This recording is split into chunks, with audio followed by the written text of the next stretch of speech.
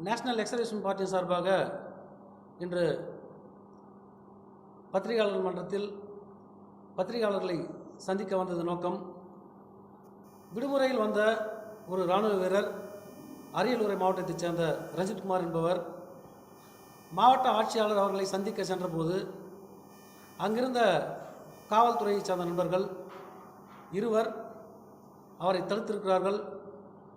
மீண்டும் அவர் நான் மாவட்ட ஆட்சியர்களை சந்திக்க வேண்டும் என்று கேட்டுக்கொண்டதற்கு ஒரு 10-15 போலீஸ் அதிகாரிகளை வரவேற்றிருக்கிறார்கள். அவரின் சீருடை மேல் கை வைத்து சீருடையை கேவலப்படுத்தும் விதமாக அவரை குண்டுகட்டாக தூக்கி அப்புறப்படுத்தியதோடு மட்டுமல்லாமல் காவல் நிலையம் அழைத்து சென்றிருக்கிறார்கள். காவல் நிலையத்துக்கு அழைத்து சென்ற பிறகு அந்த இராணுவ வீரர் குடிநீர் அருந்த வெளியில் செல்ல அனுமதி கேட்டிருக்கிறார்.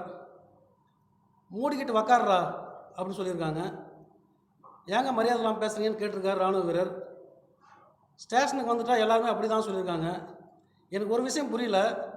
போலீஸ் ஸ்டேஷனில் போனால் எல்லாருமே குற்றவாளிகள்னு காவல்துறை சொல்கிறாங்க. அப்போது போலீஸ் குற்றவாளியா? தினமும் போலீஸ்காரங்க போலீஸ் ஸ்டேஷனுக்கு போகிறாங்க. அப்போ அவங்களும் குற்றவாளி தானா? அவங்களுக்கும் அதே மரியாதை தானா? காவல்துறையின் அராஜகம், போலீஸ் அட்ராசிட்டி நாளுக்கு நாள் தமிழ்நாட்டில் அதிகரித்து கொண்டுள்ளது. யாருக்குமே பாதுகாப்பு இல்லை. இராணுவர்களுக்கும் பாதுகாப்பு இல்லை, காவல்துறைக்கும் பாதுகாப்பு இல்லை, வழக்கறிஞர்களுக்கும் பாதுகாப்பு இல்லை, பள்ளி ஆசிரியர்களுக்கும் பாதுகாப்பு இல்லை, பெண்களுக்கும் பாதுகாப்பு இல்லை, அரசியல் தலைவர்களுக்கும் பாதுகாப்பு இல்லை. அந்த சூழ்நிலை தான் இன்று திராவிட முன்னேற்ற கழகத்தின் ஆட்சியில் நடந்து கொண்டுள்ளது. பாதுகாப்பு யாருக்கு இருக்குதுன்னு சொன்னால் திரு கருணாநிதி அவர்களின் குடும்பத்திற்கும் குடும்ப வாரிசுதாரர்களுக்கும் மட்டும்தான் தமிழ்நாட்டில் பாதுகாப்பு உள்ளதாக நான் கருதுகிறேன். நாட்டை காத்த, பாரத எல்லையை காத்த முன்னாள் இராணுவ வீரர்கள் இன்று தமிழ்நாட்டில் அரசியல் கட்சி துவங்க வேண்டிய சூழ்நிலையை இவர்கள் உருவாக்கிவிட்டார்கள். உலகில் வேறு எந்த நாட்டிலும் முன்னாள் இராணுவ வீரர்கள் அரசியல் களத்தில் ஒன்று சேரவில்லை. தமிழ்நாட்டில் திமுக அரசின் அட்டுழியத்தால் தான் இன்று நாங்கள் அரசியல் கட்சி துவங்கி இருக்கிறோம். இராணுவ வீரர்களுக்கு பாதுகாப்பு இல்லை. இராணுவ வீரரை அடித்தே கொண்டிருக்கிறார்கள். கடந்த 2023 பிப்ரவரி மாதம் கிருஷ்ணகிரியில். அதற்கும் மதிப்புக்குரிய தமிழ்நாடு முதலமைச்சர் அவர்கள் எந்த ஒரு அறிக்கையும் வெளியிடவில்லை. அவர்களுக்கு எந்த நிவாரணமும் இதுவரை வழங்கவில்லை. சாலையில் அடிபட்டு இறந்தாலோ மது அருந்தி இறந்தாலோ அவர்களுக்கு உடனடியாக அடுத்த கணமே அவர் வருத்தம் தெரிவிக்கிறார், அவர்களுக்கு நிவாரணம் அறிவிக்கிறார். தமிழ்நாட்டின் நிலையை இன்று மக்கள் பயப்படுகிறார்கள். இதே நிலைமை நீடித்தால் மீண்டும் அந்த மன்னராட்சி போல் இவர்கள் நடத்துவார்கள். திமுககாரர்கள் மன்னராட்சி போல் நடத்துவார்கள் என்பதில் எந்த ஒரு சந்தேகமும் கிடையாது. யாருக்குமே பாதுகாப்பு இல்லை. போலீஸ் மேலே எப்படி ஒரு போலீஸ் மிலிட்ரிக்கார மேலே எப்படி கை வைக்கலாம்? அவங்க சட்டம் மேலே எப்படி கை வைக்கலாம்? இராணுவ சொல்கிற என் சட்டம் மேலே கை வைத்து உங்களுக்கு யார் அதிகாரம் கொடுத்ததுன்னு சொல்லிட்டு அதுக்கு அவங்க கிட்ட பதில் கிடையாது. ஒரு இராணுவ அதிகாரி ஒரு கடிதம் எழுதியிருக்கிறாரு, இதை கனிவுடன் பரிசீலித்து நடவடிக்கை எடுக்கணும்னு சொல்லிட்டு. அதுக்கு அந்த கடிதங்கள்லாம் இங்கே இருக்குது. அவங்க எல்லாரும் கடிதம் கொடுத்துருக்காங்க. அதுக்கு எந்த ஒரு பதிலும் கிடையாது. இன்றைய காவல்துறையின் நடவடிக்கை எப்படி இருக்குதுன்னு சொன்னால், ஒரு நபர் கொடுக்கல் வாங்கல் ஒரு புகார் கொடுக்குறாரு. அந்த புகாரை இவங்க எஃப்ஐஆர் பதிவு பண்ணலை, குற்றவியல் நீதிமன்றத்துக்கு அனுப்புகிறாங்க. நீதிபதி அவர்கள் கனிவுடன் பரிசீலனை செய்து அதை வழக்கு பதிவு செய்யணும்னு சொல்லி கொடுக்குறாங்க. 3 மாத காலம் ஆச்சு, இது வரைக்கும் வழக்கு பதிவு செய்யலை ஒரு இன்ஸ்பெக்டர். அப்போது இந்த கேஸில், அரியலூர் கேஸில் மதிப்பிற்குரிய தலைமை டிஜிபி அவர்களையும் நேரில் சந்தித்திருக்கிறார். மாவட்ட காவல் கண்காணிப்பாளர் அவர்களையும் சந்திருக்கிறார். மாவட்ட ஆட்சியர் அவர்களையும் சந்தித்திருக்கிறார். அனைவருமே பரிந்துரை செய்திருக்கிறார்கள் இதன் உண்மைத்தன்மையை கண்டறிந்து முதல் தகவல் அறிக்கை பதிவு செய்ய வேண்டும் என்று. இதுவரை எதுவுமே செய்யவில்லை என்றால் காவல் நிலையம் எதற்கு? காவல் நிலையத்தில் உள்ள அதிகாரிகள் என்ன வேலை செய்கிறார்கள்? அவர் யாருக்காக வேலை செய்கிறார்கள்? எல்லாரும் பயப்படுறாங்க. இன்னைக்கு போலீஸ் பார்த்தாச்சுன்னா மக்கள்லாம் ரொம்ப பயப்படுறாங்க. நாங்கள் உட்பட பயப்படுறோம் இன்னைக்கு. ஏன்னா ஏதாவது ஒரு பொழு வழக்கை போட்டுடணும். பொழு வழக்கை போட்டு அவங்க கை கால் உடைச்சு உள்ளே வச்சிடணும். அவங்களுக்கு எதிராக யாருமே பேசக்கூடாது. எல்லாம் வாய் மூடிக்கிட்டு தான் இருக்கணும்.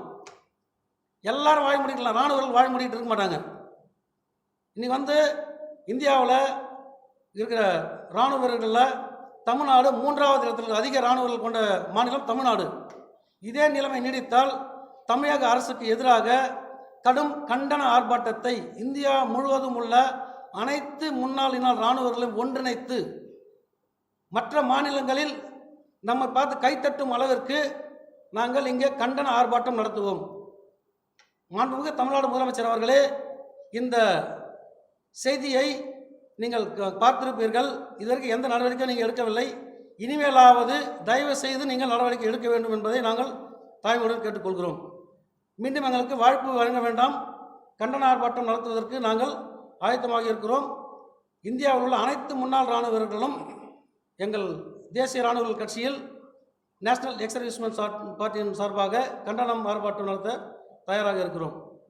காவல்துறையின் அட்ராசிட்டி நாளுக்கு நாள் அதிகரித்து கொண்டே செல்கிறது. இதில் தப்பு பண்ணுறவங்களாம் யாருன்னு பார்த்தாச்சுன்னா உயர்நிலை அதிகாரிகள் யாருமே தப்பு பண்ணுறாங்க. அவங்க வந்து சொல்கிறாங்க, இந்த கேஸில் கூட சப் இன்ஸ்பெக்டர் சொல்லியிருக்காங்க, நீ எங்கே போனாலும் சுற்றி அது என்கிட்ட தான் வரும், நான் உன்னை யூனிஃபார்மே போட விடாமல் பண்ணுவேன்னு சொல்லிட்டு ஒரு டிஎஸ்பி சொல்லியிருக்காரு. நான் உன் மேலே வழக்கு பதிவு பண்ணால் நீ யூனிஃபார்மே போட முடியாது. என்ன ஒரு மிரட்டல், என்ன ஒரு அராஜகம்! இவங்களுக்கு இதெல்லாம் இந்த மேலதிகாரிகள் யாரும் தட்டி கேட்கறதில்ல அப்படின்ற ஒரு தைரியம் அவங்களுக்கு. காவல்துறை தன் கட்டுப்பாட்டில் வைத்திருக்கும் தமிழ்நாடு முதலமைச்சர் அவர்கள் இதற்கு என்ன பதில் சொல்ல போகிறார்? பொதுமக்களும் பயப்படுறாங்க, அனைத்து துறையை சேர்ந்த பத்திரிகையாளர்களும் பயப்படுறாங்க, வழக்கறிஞர்களும் பயப்படுறாங்க, ஆசிரியர்களும் பயப்படுறாங்க. உங்களை பார்த்து இராணுவர்களையும் பயப்படலாம், மிரட்டலாம் சொல்லிட்டு இன்னைக்கு மிலிட்டரிக்கார மேலே கை வைக்கிறதுக்கு அவ்வளோ தைரியத்தை நீங்கள் தான் கொடுத்துருக்கீங்க. இன்னைக்கு இராணுவ சீருடை மேலே கை வச்சிருக்காங்க. உங்கள் குடும்பத்தில் யார் சீருடைலாம் கை வச்சா சும்மா இருப்பீங்களா நீங்கள்? இல்லை காவல்துறை மேலே யாராவது கை வச்சா சும்மா இருந்திருப்பீங்களா? இதே மாடுபிடி போட்டியில் 2023ஆம் ஆண்டு ஜனவரி மாதம் ஒரு 2022 ஜனவரி 25ஆம் தேதி வேலூரில் மாடுபிடி போட்டியின் போது இராணுவ வீரரை போலீஸ்கார் தாக்கியிருக்காரு. இராணுவருக்கு பதிலுக்கு ஒரு சட்டையில் கை வச்சிருக்காரு. உடனே கூப்பிட்டு அவனை கைது பண்ணிங்க. கைது பண்ணுறதுக்கு எந்த சட்ட புத்தகத்தில் எழுதப்பட்டிருக்கு இராணுவ வீரர் கைது பண்ணலாம் சொல்லிட்டு? எந்தெந்த கேஸு கைது பண்ணலாம் இது கூட தெரியாதா உங்களுக்கு? தமிழ்நாடு எதை நோக்கி சென்று கொண்டுள்ளது? ஏன் பயப்படுகிறார்கள்? திமுக ஆட்சியை பார்த்தால் ஏன் பயப்படுறாங்க எல்லாரும்?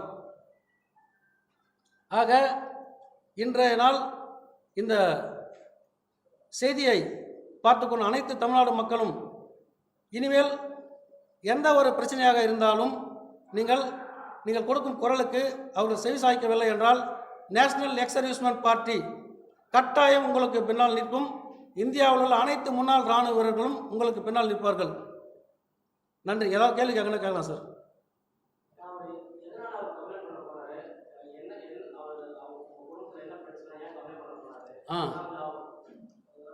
அவங்களோட நிலத்தகராறில் வீடு கட்டுறது நிலத்தகராறு, அது வந்து அவர் முறைப்படி புகார் கொடுத்துருக்காரு. இவங்களை அடித்து வந்து ஒரு காவல்துறையை சார்ந்தவர் டிஎஸ்பி ஆஃபீஸில் வேலை செய்கிறாரு. அவர் ஒரு காவலர்.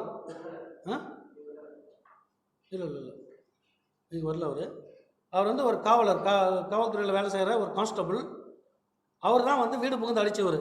அதனால் போலீஸ் டிபார்ட்மெண்ட் எதுவும் நடவடிக்கை எடுக்கலையா? ஏன்னா இந்த கிருஷ்ணகிரி மாவட்டத்தில் ஒரு இராணுவரை கொன்னதை கூட ஒரு காவல்துறையை சார்ந்தவர் தான். அதுக்கு பின்னாடி இவர் வந்து ஒரு கவுன்சிலர், திமுக ஆட்சியில் ஒரு கவுன்சிலர். இவங்கெல்லாம் சேர்ந்து தான் இப்படி ஒரு திட்டத்தை நடைமுறைப்படுத்தி கொண்டிருக்கிறார்கள். வேற அவங்க என்னோட கேள்வி என்னன்னா, ஒரு மிலிட்டரிக்காரன் சட்டம் மேலே கை வைக்கிறீங்க, இதை விட ஒரு கேவலப்படுத்த முடியுமா? இதை மற்ற ஸ்டேட்லாம் எனக்கு ஃபோன் பண்ணி கேட்டுருக்காங்க, நீங்கள் என்ன நடவடிக்கை எடுக்கிறீங்கன்னு சொல்லிட்டு. கண்டிப்பாக நடவடிக்கை எடுக்கலாம். எல்லா மாநிலத்தில் சேர்ந்து எல்லா முன்னாள் இராணுவர்களும் தமிழ்நாட்டுக்கு திறந்தவாங்க. நான் ஒரு தேதி அறிவிப்பேன். அன்றைக்கி நம்ம கண்டன ஆர்ப்பாட்டம் தொடர் கண்டன ஆர்ப்பாட்டம் நடத்தலாம் சொல்லியிருக்கேன்.